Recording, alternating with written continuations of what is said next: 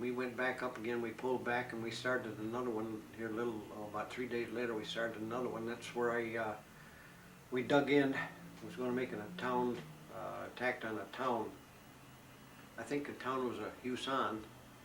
Snow was about 3 foot deep at that time. And I remember going across this open field and we had about 8 or 10 tanks with us.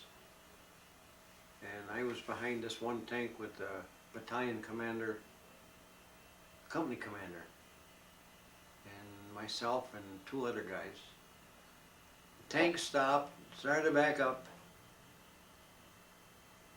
and when it backed up, they were firing at the Haney wanted to know, that was the battalion or company commander, wanted to know why he had stopped. And the guy was in the turret, standing up. He said the tank commander had gotten hit.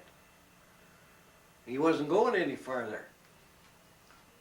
And I remember Haney, he says, "You get that thing moving, Sergeant. Get on that tank up there." And he says, "If he doesn't move that goddamn thing," he says, "shoot him." We went. And about the time when it backed up, that's when they were shooting at us with the anti-tank gun. That's where I got pieces from that.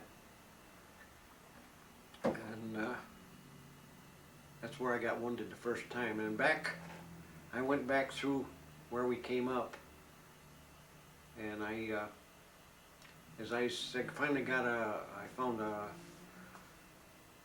one of our medics to look at me. I had a heck of a time getting him. He had to get me into a foxhole, and I got in there with him, and he was so scared he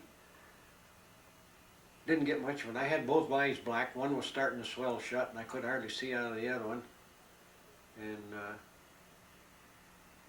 I said the heck with the whole deal and took off back. And as I was going back, some officer says, "Hey, you going back?" And I said, "I'm going to Battalion 8, I've been hit." He says, "Well, take these men with you." And I stood there, and I think there was, I can't tell now, 7, 8 prisoners with their hands over their head. They had them locked over their helmets. And I stood there and counted them as they went by. And leaned my rifle against a tree when the last one went by and said to hell with it and let cook off. I went back to Battalion 8. I don't know what happened to them. I guess my rifle was still laying against a tree up there as far as I know.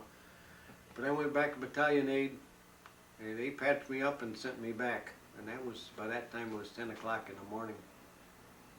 I went back where we'd stopped with the Jeep in the woods, and I stayed there until, must have been another couple hours. Most of the day, I guess it was. And I walked back up to where the little town we were supposed to take, and they'd taken, and I found out when I got there that at that time I was a company runner or platoon runner for my outfit, for my platoon.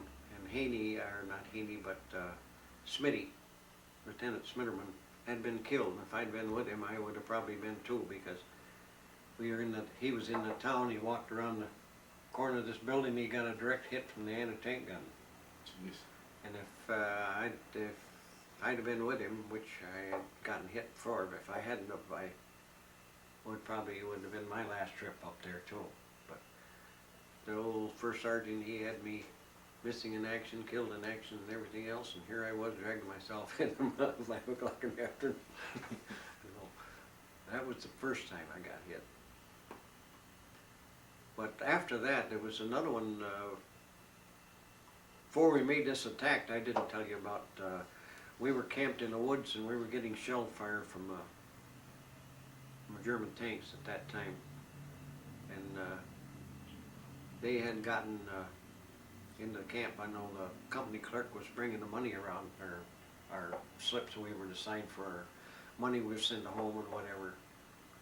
And a shell had hit directly in the hole with him and 2 other guys. And it was nothing but, it wasn't a foxhole anymore, it was just a big hole in the ground.